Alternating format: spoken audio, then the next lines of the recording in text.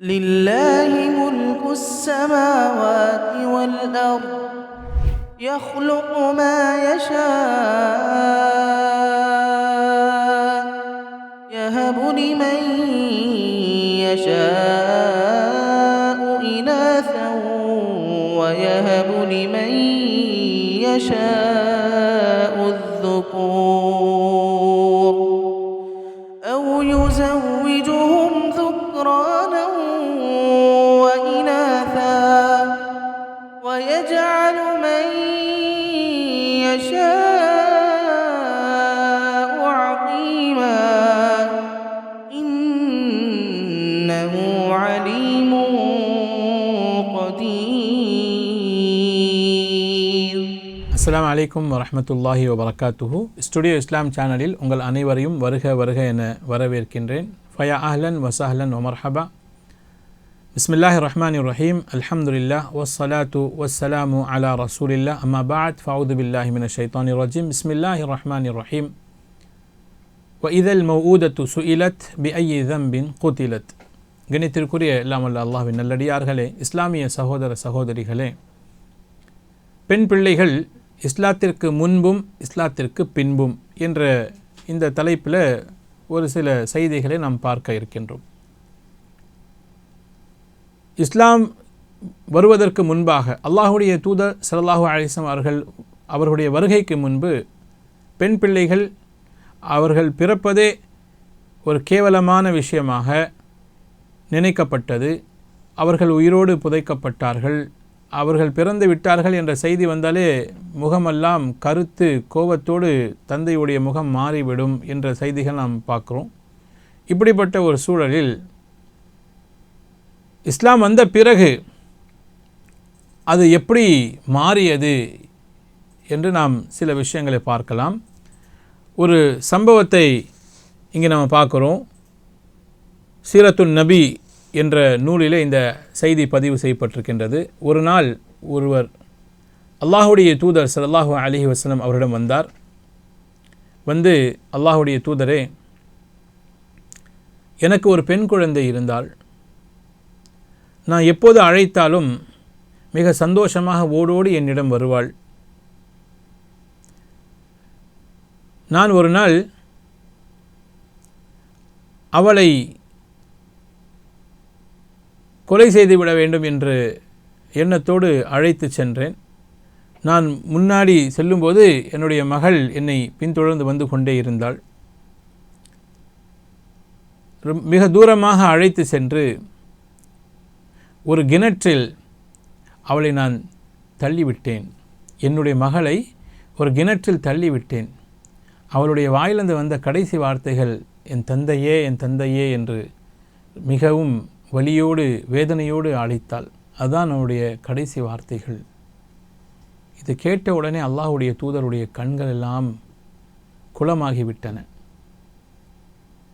பக்கத்தில் இருந்த சஹாபாக்கெல்லாம், அல்லாஹுடைய தூதரை நீங்கள் சோகத்திற்குள்ளாக்கி விட்டீர்கள், உங்களுடைய சம்பவத்தை சொல்லி சோகத்திற்கு நீங்கள் உள்ளாக்கி விட்டீர்கள் என்று அந்த மனிதரை சொல்லும்போது அல்லாஹுடைய தூதர் சொன்னார்கள், அவரை விட்டுருங்க, நீங்கள் இந்த சம்பவத்தை மறுபடியும் எனக்கு சொல்லுங்கள் அப்படின்னு சொல்லி நபி ஸல்லல்லாஹு அலைஹி வஸல்லம் சொன்னாங்க. அவர் மீண்டும் அந்த சம்பவத்தை சொல்ல அல்லாஹுடைய தூதருடைய கண்கள்லாம் அப்படியே கண்ணீர் வடிந்தன. தாடியெல்லாம் நனைந்த அளவுக்கு அல்லாஹுடைய தூதர் அழுதார்கள். இப்படிப்பட்ட ஒரு மிருகத்தனமான வாழ்க்கை வாழ்ந்து கொண்டிருந்த சமூகத்தில் அல்லாஹ் என்னை கொண்டு இந்த உம்மத்திற்கு இந்த சமூகத்துக்கு அல்லாஹ் நேர்வழி காட்டினானே என்று அல்லாஹ்வின் தூதர் ஸல்லல்லாஹு அலைஹி வஸல்லம் அவர்கள் அழுது சொன்னார்கள், அல் இஸ்லாமு யஹ்திமு மா கான கப்லஹு. நீங்கள் இஸ்லாத்துக்கு வந்து விட்டீர்கள், அல்லாஹ் உங்களுடைய பாவங்களை மன்னித்து விட்டான். இஸ்லாத்தை ஏற்ற பின் அவர் எவ்வளோ பெரிய பாவம் செய்திருந்தாலும் அல்லாஹ் அவனை மன்னித்து விடுவான். எனவே அல் இஸ்லாமு யஜுப்பு மா கான கப்லஹு வல் இஸ்லாமு யஹ்திமு மா கான கப்லஹு என்று அல்லாஹ்வின் தூதர் ஸல்லல்லாஹு அலைஹி வஸல்லம் சொன்னார்கள். அதே போல பனு தமீம் என்ற குலத்தை சார்ந்த ஒரு நபர் கைஸ் பின் ஆசிம், பனு தமீம் என்ற குலத்தை சேர்ந்த கைஸ் பின் ஆசிம் என்ற நபர் இஸ்லாத்தை ஏற்கிறார்கள். சொன்னார்கள், அல்லாஹுடைய தூதரே, என்னுடைய இந்த கைகளால் நான் 8 பெண் பிள்ளைகளை புதைத்திருக்கின்றேன். என்னுடைய இந்த கைகளால் நான் 8 பெண் பிள்ளைகளை உயிரோடு புதைத்திருக்கின்றேன் என்று அவர் சொல்லும்போது அல்லாஹ்வின் தூதர் ஸல்லல்லாஹு அவர்கள் அதற்கு பரிகாரமாக சொன்னார்கள், நீங்கள் ஒவ்வொரு பெண் குழந்தைகளுக்கு பகரமாக ஒரு அடிமையை விடுதலை செய்யுங்க. நீங்கள் செய்த பாவத்திற்கு நீங்கள் செய்ய வேண்டியது என்ன? நீங்கள் 8 அடிமைகளை நீங்கள் விடுதலை செய்ய வேண்டும். அப்படின்னா அல்லாஹ்வுடைய தூதரை, என்னிடம் அடிமைகள் இல்லை, என்னிடம் ஒட்டகங்கள் இருக்கின்றன, நான் என்ன செய்வது என்று சொல்லும்போது, நீங்கள் ஒவ்வொரு பெண் குழந்தைகளுக்கு பதிலாக ஒவ்வொரு ஒட்டகத்தை அறுத்து மக்களுக்கு தர்மம் செய்யுங்க, மக்களுக்கு நீங்கள் உணவளியுங்க, அல்லாஹ் சுப்ஹானஹு வ தஆலா இதன் மூலம் உங்களுடைய பாவங்களை மன்னிப்பான் என்று நபி ஸல்லல்லாஹு அலைஹி வஸல்லம் அவர்கள் அவருக்கு சொல்லிக் கொடுத்தார்கள். ஜாஹிலியா காலத்திலும் சில நல்ல உள்ளம் படைத்தவர்கள் வாழத்தான் செய்தார்கள். ஜாஹிலியா காலத்தில் ஒரு பக்கம் பெண் குழந்தைகளை உயிரோடு புதைக்கக்கூடிய அப்படிப்பட்ட ஒரு சூழலில் சில நல்லுள்ளங்கள் படைத்த மக்களும் இருந்தார்கள். உதாரணமாக ஃபரஸ்தக் என்ற கவிஞர், மாபெரும் கவிஞர், அவருடைய பாட்டனார் ஸஅ அவர்கள் 360 பெண் பிள்ளைகளை விலைக்கு வாங்கி அவர்களை அந்த உயிரோடு புதைப்பதை விட்டு அவர்களை காப்பாற்றி இருக்கின்றார்கள். சுப்ஹானல்லாஹ். நபிகள் நாயகம் ஸல்லல்லாஹு அலைஹி வஸல்லம் அவர்களிடம் ஃபரஸ்தக் என்ற அந்த கவிஞர் வருகிறார்கள், இஸ்லாத்தை ஏற்கிறார்கள். நடந்ததை எல்லாம் சொல்லும்போது, உங்களுடைய பாட்டனர் செய்த அந்த நல்லதற்காகத்தான் அல்லாஹ் உங்களை இஸ்லாத்தை ஏற்க வாய்ப்பு கொடுத்திருக்கின்றான். உங்களுடைய பாட்டனார் செய்த நல்ல விஷயம், அது உங்களுக்கு அல்லாஹ் சுப்ஹானஹு வ தஆலா இஸ்லாத்தை ஏற்பதன் மூலமாக உங்களுக்கு பேர் உபகாரம் செய்திருக்கின்றான். பெற்றோர்கள் செய்யக்கூடிய நல்லது அது பிள்ளைகளுடைய வாழ்க்கையில் பிரதிபலிக்கும். வகான அபூஹுமா சாலிஹா, சூரா கஹஃப்ல ஒரு சம்பவம் வருது.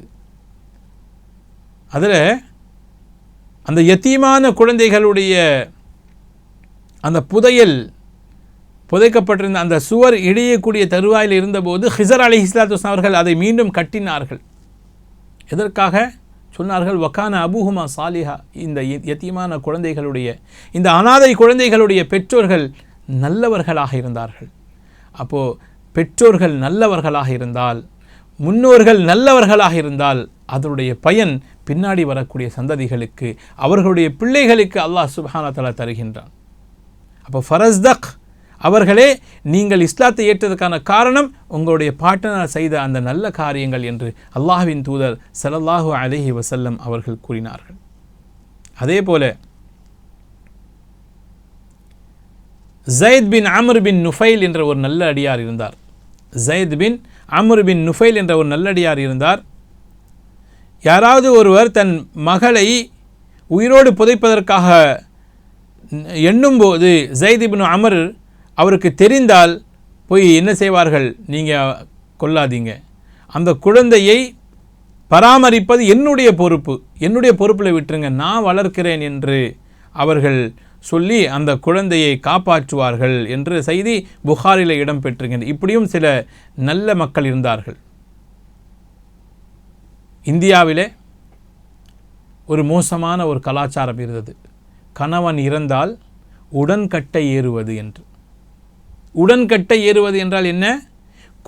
அதாவது கணவன் இறந்தால் அவரை எரிக்கும்போது கூடவே மனைவியும் உயிரோடு எரிக்கப்படுவாள். அப்படிப்பட்ட ஒரு மோசமான கலாச்சாரம் பல காலம் இருந்து வந்தது. அது ஒரு 100 ஆண்டுகளாக அது தடை செய்யப்பட்டது. 100 ஆண்டுகளுக்கு முன்னே அது தடை செய்யப்பட்டது. ஆனால் இப்படியும் ஒரு மோசமான கலாச்சாரம் இருந்தது. அப்போ பெண்களுக்குன்னு சொத்துரிமையில் பங்கு கிடையாது, அவர்களுக்கு சமூகத்தில் எந்த மதிப்பும் கிடையாது. அவர்கள் கணவன் இறந்து விட்டால் அவர்கள் உயிரோடு அவர்களும் உடன்கட்டை ஏறி விடுவார்கள், அல்லது ஜாஹிலியா காலத்தில் அவர்கள் உயிரோடு புதைக்கப்பட்டார்கள். இப்படியெல்லாம் இருந்த அந்த சமயம் பிறகு இஸ்லாம் வந்த பிறகு நாம் அவர்களுடைய மரியாதை, அவருடைய மகத்துவம் ஹதீஸ்கள் மூலமாக நாம் பார்க்கின்றோம். ஒரே ஒரு சம்பவம் சொல்லி நான் முடித்துக் கொள்கின்றேன். நபிகள் நாயகம் ஸல்லல்லாஹு அலைஹி வஸல்லம் அவர்கள் உம்ரத்துல் கதா செய்வதற்காக வந்தார்கள். ஹுதைபியா உடன்படிக்கை முடிந்து அடுத்த ஆண்டு உம்ரா செய்ய வரும்போது ஹம்சா ரலியல்லாஹு அன்ஹு அவர்களுடைய மகளை பார்க்கிறார்கள். அந்த குழந்தை வரும்போது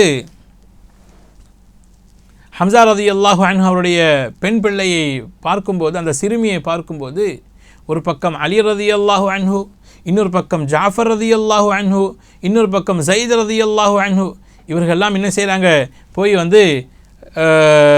தூக்கி கொண்டு இந்த குழந்தையை நாங்கள் தான் வளர்ப்போம், இந்த குழந்தையை நான் தான் வளர்ப்பேன்னு சொல்லிட்டு ஒவ்வொருத்தரும் என்ன செய்கிறாங்க, போட்டி போடுறாங்க.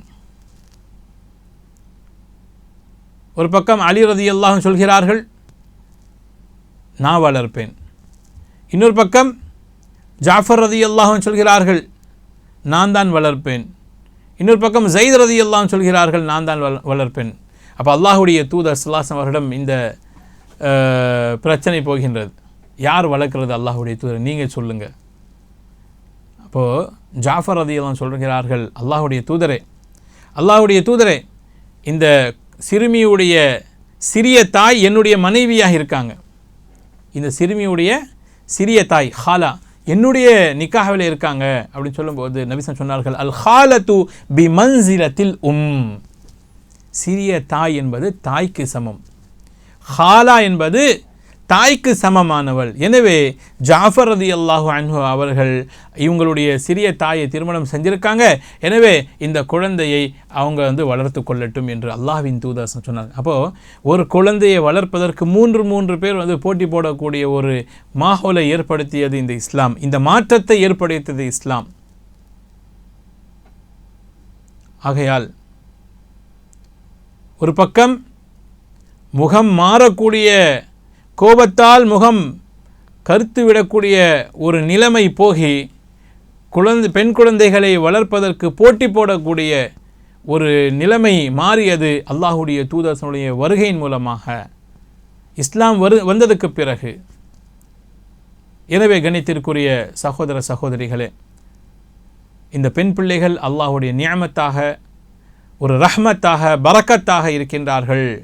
அல்லாஹ்விடமிருந்து கிடைத்த ஒரு நற்செய்தியாக இருக்கின்றார்கள். சொர்க்கத்திற்கான இலகுவான வழியாக இருக்கின்றார்கள். நரகத்திலிருந்து காப்பாற்றக்கூடிய திரையாக இருக்கின்றார்கள். இவர்களை மதிக்க வேண்டும், இவர்களை கௌரவிக்க வேண்டும், இவர்களுடைய உரிமைகளை சரியாக பேணி நடக்க வேண்டும். அத்தகைய நல்ல தௌஃபீகை வல்ல அல்லாஹ் நம் அனைவருக்கும் தந்துல் புரிவானாக.